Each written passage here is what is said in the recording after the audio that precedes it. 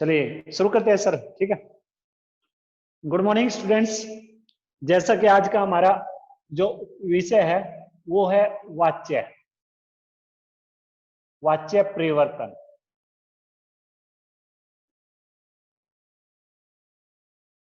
अभी तक हम वाच्य किसे कहते हैं, इसके कितने भेद हैं, और एक्टिव वॉइस से पैसिव वॉइस में कैसे बदला जा सकता है, पैसिव वॉइस से एक्टिव वॉइस में कैसे बदला जा सकता है, ये जान चुके हैं। ठीक है, आज जो हम करेंगे इसके जो नियम है वाच्य के, कुछ नियम है, उन नियमों से अच्छे से अवगत होंगे। ठीक है, सबसे पहले जो नियम है मैंने आपको बताया था कि भाववाच्य भाववाच्य में जो क्रिया है 90% सकर्मक क्रिया प्रयोग होती है। ठीक है, कौन सी क्रिया प्रयोग होती है, अकर्मक क्रिया प्रयोग होती है 90%, और जो 10% है वो कौन सी क्रिया प्रयोग होती है, सकर्मक क्रिया। ठीक है, इसको अंग्रेजी में भाववाच्य को अंग्रेजी में इम्पर्सनल वॉइस बोलते हैं, इम्पर्सनल वॉइस। ठीक है भाई, अंग्रेजी में। अब ये 90% जो अकर्मक क्रिया है और 10% जो सकर्मक क्रिया है, यानी कि 10% जो सकर्मक क्रिया प्रयोग होती है, ये कैसे प्रयोग होती है, जब वाक्य में जो कर्ता है, कर्ता और कर्म, कर्ता और कर्म, कर्ता और कर्म, ये दोनों के दोनों क्या हो, अपने चिन्हों से युक्त हो, अपने चिन्हों से युक्त हो, अपने चिन्हों से युक्त हो। ठीक है, यानी कि कहने का मतलब क्या है, जब वाक्य में कर्ता और जो कर्म है ये क्या हो, अपने चिन्हों से युक्त हो। समझ आई बात। वैसी स्थिति में कौन सी क्रिया प्रयोग होगी, वैसी स्थिति में सकर्मक क्रिया प्रयोग होगी, जब कर्ता भी और कर्म भी अपने चिन्हों से युक्त होंगे, तो उस समय सकर्मक क्रिया प्रयोग होगी भाववाच्य में। समझ आई बात। अब जैसे एग्जाम्पल है, एक एग्जाम्पल है, अमीना बेगम ने अपने पुत्रों को पुकारा। अमीना बेगम ने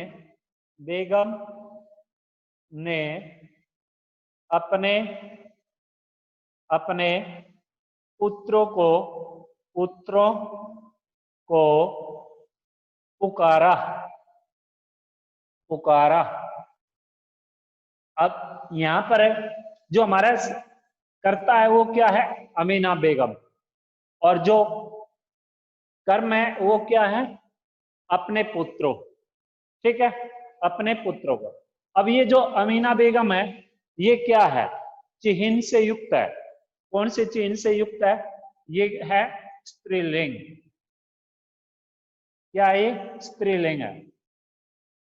ठीक है, अमीना जो बेगम है ये क्या है, स्त्रीलिंग है, और ये क्या है, एक वचन है, एक वचन। अमीना बेगम स्त्रीलिंग है, एक वचन है, और जो हमारा ये कर्म है, कर्म भी क्या है, अपने चिन्ह से युक्त है, अपने चिन्ह से युक्त है। तो अपने पुत्रों, क्या आ गया, अपने पुत्रों। अब इसमें अपने जो अपने पुत्र है ये क्या है, पुल्लिंग है। क्या है ये, पुल्लिंग है, पुल्लिंग है, और एक वचन है। क्या है ये, पुल्लिंग और एक वचन। समझ आई बात। अब जो ये है पुकारा, पुकारा, पुकारा क्या है, यहां पर सकर्मक क्रिया है। कौन सी क्रिया है, सकर्मक क्रिया। क्योंकि अगर मान लो अमीना बेगम ने किसको पुकारा, अगर प्रश्न चिन्ह लगा के सवाल करते हैं कि अमीना बेगम ने किसको पुकारा, जवाब मिलेगा अमीना बेगम ने अपने पुत्रों को पुकारा। तो ऑब्जेक्ट क्या है यहाँ पे? अपने पुत्र। अगर हमें जवाब मिलता है, प्रश्न चिन्ह लगा के अगर हमें जवाब मिलता है तो उस कर्मक क्रिया होती है, और ना अकर्मक क्रिया का प्रयोग करते हैं। ठीक है, तो यहाँ पर जो पुकारा है, पुकारा क्या है? सकर्मक क्रिया एक वचन के रूप में प्रयोग हुई है। किस रूप में प्रयोग हुई है? एक वचन के रूप में। समझ आई बात?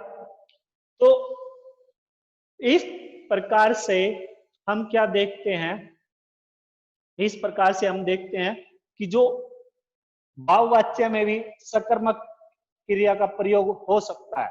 दूसरा जो नियम है भाववाच्य में, जब बात जन सामान्य की हो, जन सामान्य की बात हो, तो उस समय भी कौन सी क्रिया का प्रयोग होता है? भाववाच्य में सकर्मक क्रिया का प्रयोग।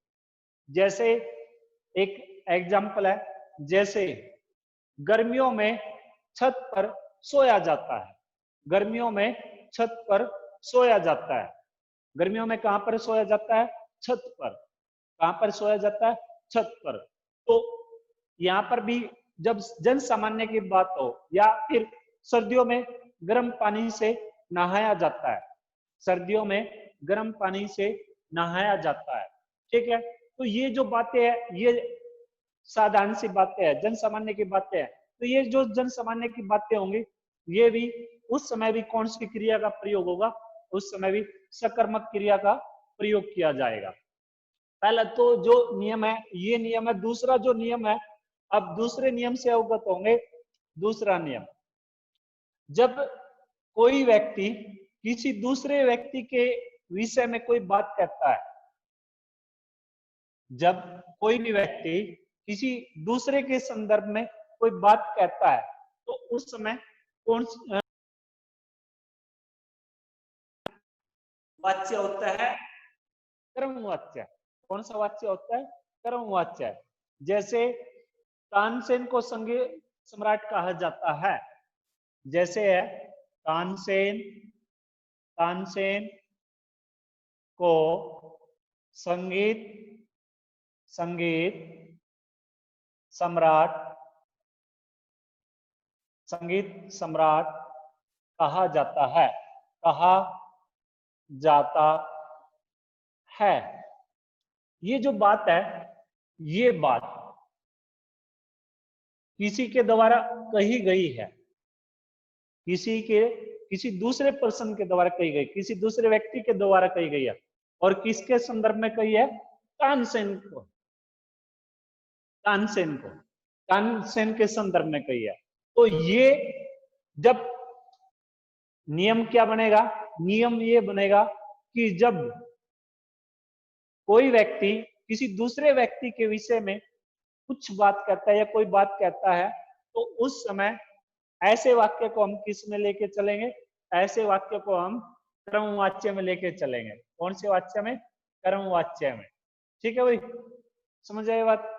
अब तीसरी जो बात है इसमें, तीसरा जो नियम है, तीसरा नियम क्या बनेगा कि जो कर्तृवाच्य है, कर्तृवाच्य, कर्तृवाच्य, इस कर्तृवाच्य में सकारात्मक रूप में, यानी कि अपने आप को किसी चीज के लायक समझना, काबिल समझना, सामर्थ्य, सामर्थ्य को सूचित करने के लिए किसका प्रयोग होता है कर्तृवाच्य में? ये मैंने आपको पहले बताया था, सकना शब्द का। यानी कि अपने आप को सामर्थ्य मानना, किसी कार्य को करने के योग्य मानना, लायक मानना। तो उस समय कर्तृवाच्य में किस शब्द का प्रयोग होगा? सकना शब्द का प्रयोग होगा। उदाहरण के तौर पे हम पुस्तक पढ़ सकते हैं, हम पुस्तक पढ़ सकते हैं, हम पुस्तक पढ़ सकते हैं। ठीक है भाई, हम पुस्तक पढ़ सकते हैं। अब इसमें हम क्या है? समर्थ है पुस्तक को पढ़ने में, पुस्तक को पढ़ने में हम समर्थ है। ठीक है, तो इसलिए यहां पर किस शब्द का प्रयोग हो गया? सकना शब्द का। कौन से शब्द का प्रयोग हो गया? सकना शब्द का। ठीक है, और जब हम अपने आप को असमर्थ मानते हैं, असमर्थ मानते हैं, कर्तृवाच्य में जब हम अपने आप को असमर्थ मानते हैं, किसी काम को करने के लायक नहीं होते, योग्य नहीं होते, ठीक है। यानी कि सामर्थ्य सूचित करने के लिए और असमर्थता सूचित करने के लिए, समर्थता और असमर्थता सूचित करने के लिए किस शब्द का प्रयोग होगा? सकना शब्द का। अब जैसे एग्जाम्पल है, हम इसी को लेके चले, हम पुस्तक नहीं पढ़ सकते, या मैं पुस्तक नहीं पढ़ सकता। मैं पुस्तक नहीं पढ़ सकता। मैं पुस्तक नहीं पढ़ सकता। मैं गीत नहीं गा सकता, मैं नाच नहीं सकता, ठीक है। गीता नाच नहीं सकती, शीला नाच नहीं सकती, वह देख नहीं सकती, असमर्थ है देखने में। देखने में क्या है? असमर्थ है। तो जब वाक्य में, कर्तृवाच्य में, जब समर्थता और असमर्थता इन दोनों को प्रकट करने के लिए किसका प्रयोग होगा? सकना शब्द का प्रयोग होगा, ठीक है। आगे तीसरा जो नियम है, तीसरा नियम, कर्मवाच्य में अगर हम देखते हैं, कर्मवाच्य में क्रिया के साथ अधिकतर क्या मिलता है? जात धातु मिलती है। ये मैंने आपको पहले बताया था, ठीक है। जैसे किया जाता है, किया जाता है, किया जाता है, करना क्रिया, और इसके साथ ये जो जा धातु है, ठीक है। जैसे किया गया, किया गया,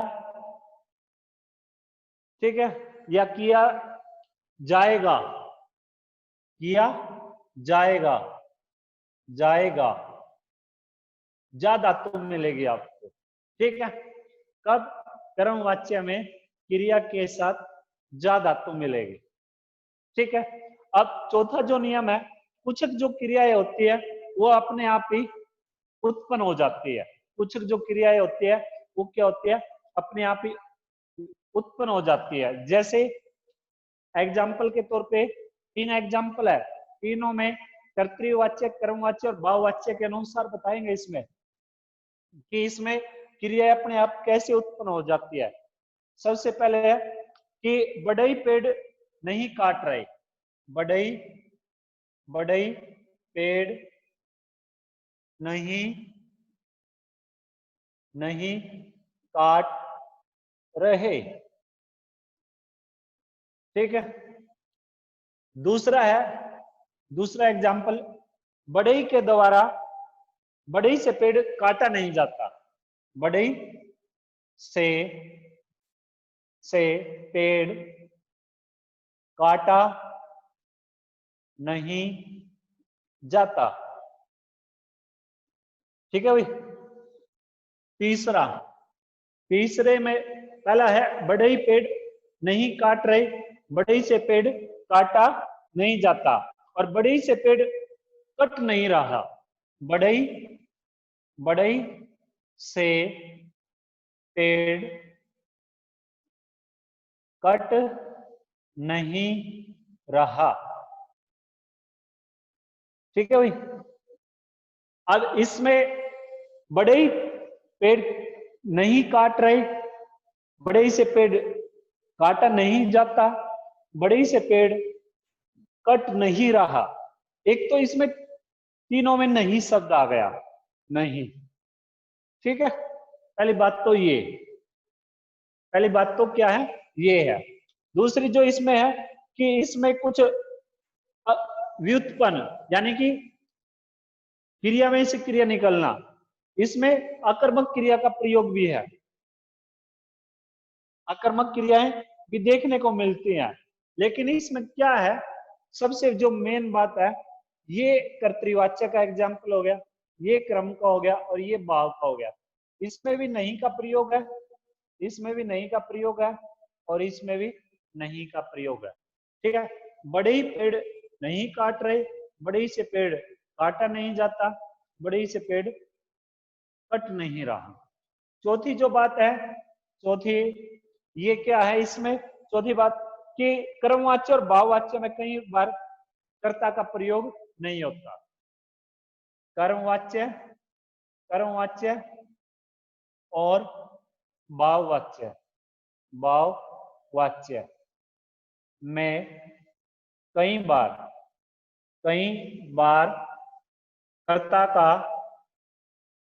कर्ता का लोप रहता है, कर्ता का लोप रहता है, लोप रहता है। ठीक है भाई, किसमें? कर्मवाच्य और भाववाच्य में। अब जैसे है कि पेड़ नहीं काटा जा रहा, पेड़ नहीं काटा जा रहा। अब ये तो नहीं है मोहन के द्वारा, सोहन के द्वारा, गीता के द्वारा, रेन के द्वारा, सीता के द्वारा। ठीक है, ये तो नहीं पता किसके द्वारा नहीं पेड़ काटा जा रहा, इसमें कर्ता है ही नहीं, कर्ता का लोप है। ठीक है, और कर्मवाच्य में भले ही कर्ता हो भी, लेकिन उसकी कोई भी अहमियत नहीं होती कर्ता की। पूरा का पूरा जो फोकस डाला जाता है वो किस पे होता है? पूरा का पूरा बल कर्म पे होता है। ठीक है, अब दूसरा जो एग्जाम्पल है इसी में जो लोप से संबंधित है कि कर्मवाच्य में और भाववाच्य में कई बार कर्ता का लोप रहता है। ये जो एग्जाम्पल है, पेड़ नहीं काटा जा रहा, ये तो आ गया कर्मवाच्य का। अब भाववाच्य का क्या है? पेड़ नहीं कट रहा, पेड़ नहीं कट रहा, पेड़ नहीं कट रहा। ये किसका एग्जाम्पल है? ये भाव का है। किसका है ये? भाव का। अब आगे है कि कई बार वाक्य में जो क्रिया है वो अपने आप ही हो जाती है, यानी कि अपने आप अचानक से स्वतः हो जाती है क्रिया। वाक्य में जो क्रिया है वो अपने आप हो जाती है। अब जैसे अभी बताते हैं आपको, जैसे कि बस पलट गई, गिलास टूट गया, दरवाजा खुल गया। ठीक है, बस पलट गई, बस पलट गई। ठीक है, गिलास टूट गया, गिलास टूट गया, दरवाजा खुल गया, दरवाजा खुल गया। अब इसमें क्या है कि ये जो क्रिया है इसको किसी ने किया नहीं है, ये अपने आप अचानक स्वतः हो गई है। पलटना, टूटना, खुलना, ये अपने आप हो गया। तो इस प्रकार के जो वाक्य होंगे, यानी कि जब वाक्य में जो क्रिया अपने आप होती होगी, तो वहां पर कौन सा वाच्य होता है? उधर होगा कर्मवाच्य। कौन सा वाच्य होगा? कर्मवाच्य। ठीक है भाई, कौन सा वाच्य देखा जाएगा उसमें? कर्मवाच्य। अब हिंदी में क्रिया का एक ऐसा रूप भी है जो कर्मवाच्य की तरह प्रयोग भी होता है। अगला जो नियम है, हिंदी में क्रिया का एक ऐसा रूप भी है जो किसकी तरह प्रयोग होता है? वाक्य में कर्मवाच्य की तरह। जैसे एग्जाम्पल है, कुर्सी टूट गई, कुर्सी कुर्सी टूट गई। अब टूटना, ये कैसे बना? तोड़ना से टूटना बन गया, तोड़ना से क्या बन गया? ये टूटना, तोड़ना से टूटना। ठीक है, तोड़ना से कैसे क्या बना? टूटना। अब कुर्सी टूट गई। दूसरा एग्जाम्पल है कि दरवाजा खुल गया, दरवाजा दरवाजा खुल गया, खुल गया। ठीक है, अब दरवाजा खुल गया, इसमें क्या है? दरवाजा खुल गया में कि खोलना से क्या हो गया? खुलना, खोलना से क्या हो गया? खुलना, खोलना से खुलना। ठीक है, अब इस प्रकार के जो वाक्य होंगे ये किस में देखे जाएंगे? ये देखे जाएंगे कर्मवाच्य में। किसमें देखे जाएंगे? कर्मवाच्य में। ठीक है, अब छठा जो नियम है, छठा जो नियम है वो क्या है जो कार्यालयी भाषा होती है, ऑफिशियली जो लैंग्वेज होती है कार्यालयी भाषा, कार्यालयी भाषा, ये किस में देखी जाती है? ये क्रमवाच्य में देखी जाती है, क्रमवाच्य में। किसमें देखी जाती है? ये क्रमवाच्य में। ठीक है, जैसे आपको इस साल का बोनस दिया जाता है, आपको आपको आपको इस साल का बोनस दिया जाता है, ठीक है। यानी कहने का मतलब ये है कि कार्यालयी ऑफिशियली जो लैंग्वेज होगी वो ऑफिशियली लैंग्वेज किस में देखी जाएगी? वो देखी जाएगी क्रमवाच्य में। ठीक है, आपको इस साल का बोनस दिया जाता है, आपको सूचित किया जाता है। जैसे हम कई बार देखते नहीं है, ऑफिस की तरफ से हमारे पास मैसेज आता है, हम फीस नहीं जमा करा पाते या कोई फॉर्म सबमिट करना होता है, भरना होता है, तो उस समय ऑफिस की तरफ से हमारे पास मैसेज आता है कि आप इस दिनांक तक अपना फॉर्म भर दीजिएगा वरना लेट फीस हो जाएगी। आप इस दिनांक तक अपनी फीस जमा करा दीजिएगा वरना आपको 200-400 रुपए लेट फीस के, उस फीस के साथ ये 200-400 जो पैसे रुपए हैं ये भी आपको जमा कराने पड़ेंगे, क्योंकि आपकी जो फीस है आपने लेट जमा कराई। ये किसकी तरफ से ऐसे शब्दों का प्रयोग होता है? ऑफिस के जो कर्मचारी होते हैं उनकी तरफ से। ठीक है, कहने का मतलब यही है कि जो ऑफिशियली जो लैंग्वेज होती है वो क्रमवाच्य में देखी जाती है। सातवां पॉइंट है वो क्या है कि जो कानूनी लैंग्वेज होती है, कानूनी लैंग्वेज, कानूनी भाषा, ये भी किस में देखी जाती है? ये भी क्रमवाच्य में देखी जाती है। इसमें क्रमवाच्य में, इसमें देखी जाती है, ये भी क्रमवाच्य में। जैसे इस अपराध की जांच की जाएगी, जैसे इस अपराध की जांच की जाएगी, जांच की जाएगी। ठीक है भाई, समझाई? इस अपराध की जांच की जाएगी। या जैसे ये नहीं है, अगर कोई भी हेलमेट यूज नहीं करेगा तो उसका चालान किया जाएगा। या आप अगर बाहर निकलते हो और आप अपने चेहरे पर मास्क नहीं लगाते हो तो आपका चालान हो जाएगा। ये किसकी तरफ से है? ये कानून की तरफ से है। कहने का मतलब यही है कि जो कानूनी भाषा होती है उसको हम किस में लेके चलते हैं? कानूनी भाषा को किसमें? क्रमवाच्य में लेके चलेंगे। ठीक है, आगे है, अगर कोई भी सूचना है, अगर कोई भी सूचना है, वो जो सूचना है वो भी किस में देखी जाती है? वो भी क्रमवाच्य में देखी जाती है। अब जैसे मान लो आपको एक चीज से अवगत करा दी, ये आपके लिए एक सूचना है, एक आपसे संबंधित है, कोई भी सूचना है, कोई भी सूचना है। अब जैसे आपके लिए एक सूचना है कि जो पेपर में इस साल निबंध नहीं आएगा, जो निबंध है, निबंध कट हो गया, निबंध की जगह क्या दे दिया?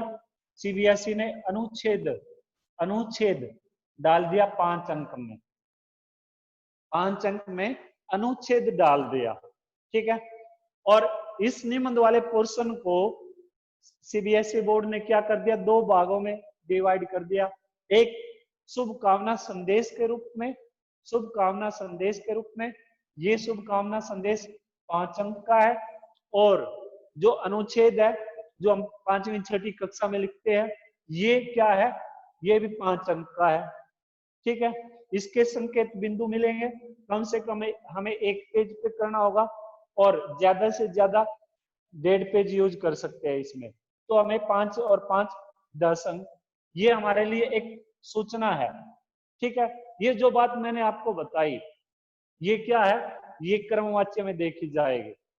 जैसे सूचना से संबंधित, जैसे हम ये नहीं करते हैं, मान लीजिए कोई भी हमें किसी प्रकार की से हमें किसी भी घटना से अवगत कराता है, तो वो जो घटना जिस घटना से अवगत कराता है हमें, उसको हम किस में लेके चलते हैं, क्रमवाच्य में। कोई भी विज्ञापन है, विज्ञापन, कोई भी विज्ञापन है, ये भी किस में जाएगा, क्रमवाच्य में। जैसे एडमिशन शुरू नहीं होते हैं, एडमिशन शुरू होते हैं, स्कूल वाले क्या करते हैं, न्यूज़पेपरों में पंपलेट डाल देते हैं, या फिर बसेज पे बैनर लगा देते हैं, या जगह जगह दीवारों पे क्या कर देते हैं, स्लोगन से बना देते हैं दीवारों पे। तो वो अपने स्कूल की क्या करते हैं, सुविधाओं आप तक पहुंचाते हैं। तो इस प्रकार के जो वाक्य होंगे वो किस में देखे जाएंगे, इस प्रकार के वाक्य देखे जाएंगे क्रमवाच्य में। जैसे एक एग्जाम्पल है, आपको मान लीजिए ये एग्जाम्पल है, कन्या भ्रूण हत्या करने वालों को जेल दी जाएगी, कन्या भ्रूण हत्या करने वालों को जेल दी जाएगी। या जो हेलमेट का प्रयोग नहीं करेगा उन्हें उनका चालान किया जाएगा, या जो मास्क नहीं लगाएगा उनका चालान किया जाएगा। ये सरकार की तरफ से सूचना भी है, लोगों की तरफ से सूचना भी है। जैसे अभी मैंने आपको अनुच्छेद और इसका शुभकामना संदेश के बारे में बताया, ये आप इस घटना से मैंने आपको अवगत करा दिया इन बातों से, ठीक है। ये इस प्रकार के जो वाक्य हैं वो किस में जाएंगे, वो जाएंगे क्रमवाच्य में, ठीक है। विज्ञापन, जैसे मसूरी नहीं आती है, टेलीविजन देखते हैं हम, टेलीविजन नाटक या फिल्म देख रहे होते हैं, तुरंत अक्षय कुमार आ गए, सलमान खान आ गया, देश की धड़कन, हीरो होंडा स्प्लेंडर। अगर आप हीरो होंडा स्प्लेंडर खरीदते हैं तो आपको एक आकर्षक इनाम मिलेगा, ठीक है। या आप मर्सिडीज खरीदने जाते हैं तो 9 वर्ष पर आपको मर्सिडीज पे 1 किलो सोना फ्री मिलेगा। इस प्रकार के ये क्या आकर्षक लुभावने जो विज्ञप्तियां होती है वो हमें क्या करती है, अपनी ओर आकर्षित करती है। और इस प्रकार के वाक्यों को हम किस में लेके जाएंगे, ये स्लोगन टाइप में होते हैं। इस प्रकार के वाक्य हम क्रमवाच्य में लेके चलते हैं, किस में लेके चलते हैं, क्रमवाच्य में, ठीक है भाई। फिर अधिकार है, किसी चीज पर अधिकार प्रकट करना अपना, या अभिमान है, अभिमान, ठीक है, या अहंभाव प्रकट करते हैं। तो ऐसे वाक्य भी किस में लेके जाएंगे, ऐसे वाक्यों को भी हम क्रमवाच्य में लेके चलते हैं। जैसे कर्मचारियों से सफाई कराई जाए, कर्मचारियों से सफाई कराई जाए, ठीक है।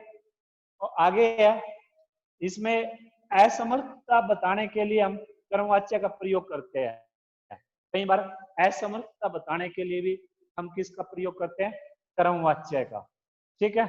जैसे गरीब का जो दुख है, गरीब का दुख मुझसे देखा नहीं जाता, गरीब का दुख मुझसे देखा नहीं जाता, क्योंकि मैं असमर्थ हूं उसके दुख को दूर करने में, उसके दुख को दूर करने में मैं असमर्थ हूं, ठीक है।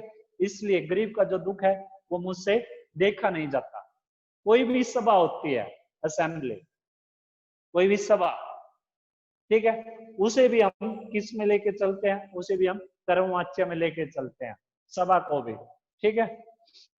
कोई भी सभा है, या फिर समाज के जो लोग हैं एकत्रित होते हैं, समाज, सभा, समाज, या फिर सरकार हो, या फिर क्या हो, सरकार हो, तो उसको भी हम किस में लेके चलेंगे, कर्मवाच्य में लेके चलेंगे, ठीक है। जैसे एग्जाम्पल है, आर्य समाज द्वारा कई अंतरजातीय विवाह कराए गए, आर्य समाज द्वारा कई अंतरजातीय विवाह कराए जाते हैं या कराए गए, ठीक है, या कराए जा रहे हैं। ये क्या है, इस प्रकार के जो वाक्य होंगे उन्हें हम किस में लेके चलेंगे, उन्हें हम लेके चलेंगे कर्मवाच्य में। अब बात आती है भाववाच्य में। भाववाच्य के लिए 2-3 नियम है,